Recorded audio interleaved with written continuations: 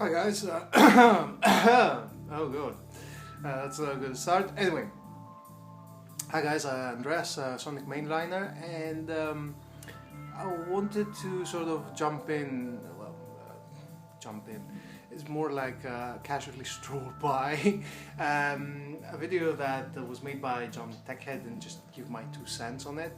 I felt like, it would be of some interest to, share my opinion. No, that sounds a bit assy. I wanted to share my opinion anyway on the subject because it's quite interesting, and it's something that, if you are collecting records, I guess that, it's one of those hobbies that can get a bit of flack, I guess, and sort of change your life in some ways that will question what you're doing, kind of thing. And it's been a thing that I've been giving it some thought as well myself. Why am I doing this? Why is this a thing? And to give you an answer, John, I think that I should. First of all, there's like two parts of it. There's one part that is, I think, that is like more universal kind of truth for people that are, buying records, and there's more like of a personal side to it, which I will come into. So you were saying that you're not enjoying it as much, you're not listening to the records as much, you're not playing them, and when you get them home, you're like, man, I don't, you're not as excited about it. Now, this is where the universal truth comes in, is that you're not as old as I am, you are mature. So I think that you sort of probably don't remember, or might not have experienced it yourself, but back in the old days, oh, that was good times when blah blah. Sorry. So back in the day, the way that you discovered music was like, you would read a review, and then you would go to the record shop, get the record or the CD or cassette or whatever format you chose back in the day. You go back home, you put it on and listen to it, and then you would either be disappointed or be happy about it, or whatever the case may be. So it was a surprise, really. It was like a box of chocolates. But in this case, it was like, it was a vinyl record, or a CD or whatever. So these days, the way that we discover music is completely different. So the way that things happen for me, and I think for a lot of people, is that, we read something about it. It's like about the new album coming out, or a reissue, or whatever the case may be, and then you research it online, because most of that music is available online. A lot of the times you might have that music on MP3 for some time now, and you have listened to it more or less, so you are familiar with it, and there isn't any sort of excitement when you actually get the thing, because by the time that thing arrives at your door, or wherever, and you can actually put it on your turntable, you probably already have listened to it, you have already sort of spent the honeymoon with it, and usually what happens is that, especially with us, that we buy records and we listen to a lot of music. I guess that you're one of those guys. You listen to new stuff all the time. Is that there's a very short window of time where you actually listen to something that is really exciting for you. Now, there are records that sort of transcend that period of time and whatnot, and I do have records that I've listened for the first time years ago, or a year ago, for example. The latest Radiohead one, it always gets me excited, even if I have listened to it a billion times. But not all records are like that. So you don't get that excitement, because the discovery sort of method has changed significantly. So by the time you get the physical product, you already are familiar, you have already probably listened to it a gazillion billion times, and you just have a physical record and you put it on your shelf, and then it sort of stays there, and then you discover the next thing, the next thing, the next thing, the next thing. Added to that problem for you is that you own a record shop, so you know you don't have you do that as a profession, so you discover a lot of music all the time, and you play a lot of music all the time. So it's only natural that when you go back home, you're like, oh man, I don't want to do this. I mean, it's all right. It happens to me. I don't play records like every single fucking day. I listen to music every day, but the physical act of putting records on is not something that will happen every day for me. And the reason why this is happening is that because I've listened to music, going to work, back to work, while on work, at work, sorry. And sometimes I just want something that is, I might listen to something that is new to me, and I can listen to it on Spotify instead of listening to something I already have. And yeah, it's just, it happens. Now, this is the first bit. So I think that it's not something that, it's only natural, and as I said, there's two reasons for this. One is more universal, like the way that we discover music, and the second one is because it's your job basically. So it can happen. The second thing is about, it's more like why I am doing it. I do sometimes get that feeling, it's like, alright, I got these, like, alright, I'll put them over there. And it has to do with the fact that when I like something, I want to own it. As I said, the discovery sort of, it's very rare that I will go to a record shop and I will see a record and I will pick it up and I will be like, I don't know what this is, but I will certainly would like to buy it, and then it would be a complete surprise. It used to happen to me back in the day when there was, I had listened to less things that are of interest to me.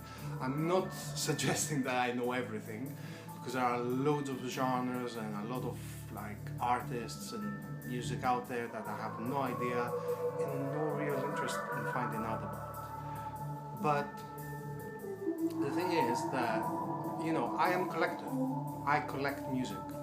I collect music in the format of vinyl records for XYZ reason. It doesn't matter. I like the format, right? So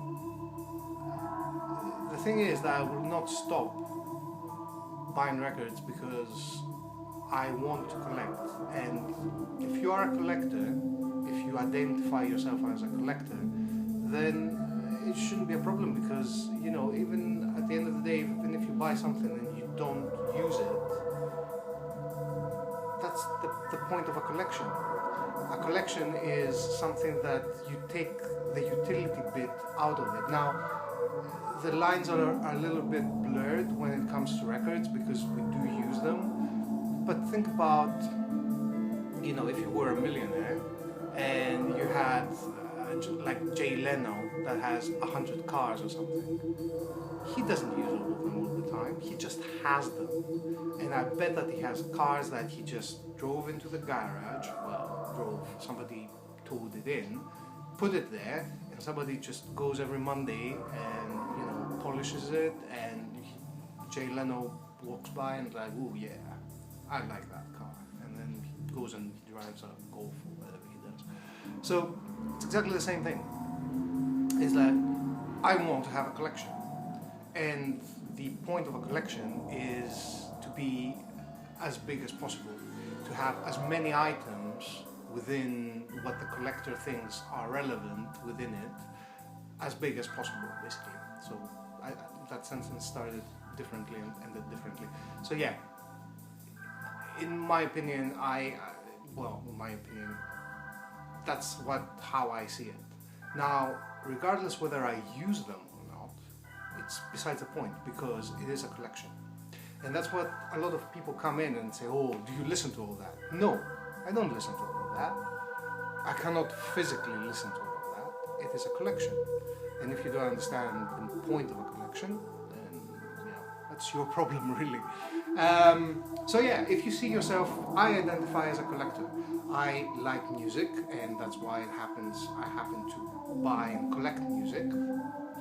I do listen to records that are sitting in my shelves on occasion, but most of the times I listen to new stuff and I want to discover new music, which then I add to my collection if I am able to purchase it, find it, if the price is right, if I can find it, and if I can afford it. So that's the end of the story, really, for me. So have a think, why do you do this? And one last thing. Sometimes, because James Battery was saying that, all these are issues, and this is a masterpiece and this is all bullshit, and it's like, yes, there is some truth to it. There's also another thing to it, is that you might end up like locked into this groove of like going through the issues and the important things, which I do a lot. I mean, I do buy things that I don't necessarily like immediately, but I know that it's one of those things that I want to have because collection, right? But it's also that you need to start buying music as well that gets you excited. Now, I was watching a video not the other day, like a few weeks ago or a week ago or something like that, where there was this guy, cannot remember his name, really sorry dude if you're watching this. He visited Aaron, the metal theologian, and he was playing an emulation album, and he was saying, and Aaron was saying that, I discovered like death metal bands from the 90s, which I didn't, and it's like really exciting for me. And he was listening to that, and he had this look like, yeah, this is good, that kind of thing. So find music that gets you excited. It doesn't have to be like, I mean, let's be fair here, right? You will probably, I don't know, personally, I can enjoy music that doesn't get me excited, if that makes sense. So I have jazz albums. There are some jazz albums that really get me excited because they are really fucking cool, like the Electric Miles Davis, for example, because it has guitars and it has shit like that. But I also like jazz music as well, just in general. I like jazz stuff, but I would never claim that I am super excited to put an Albert Ayler, Unity, Trinity, what you know which one I mean. It's one of those on ESP. It's like, right, I will listen to it, I will appreciate it, but it will never be the kind of thing that like oh yeah, I'm gonna put that on, a motherfucker, and I'm gonna lounge. Get some music that actually, gets the blood pumping, something that is like you really dig. And that's one of the things that I've been trying to do like lately, like, buy stuff that I really, really enjoy listening, and not only just having, but gives me more of an incentive to play them as well. So I will give you some examples when I do like a video update at some point, because yeah, it's been way too late, and there have been a few additions, let's just put it like that. And yeah, I'm way behind, so I don't know how I will tackle that. So yeah, I've been a very bad VC member. I have to apologize for that.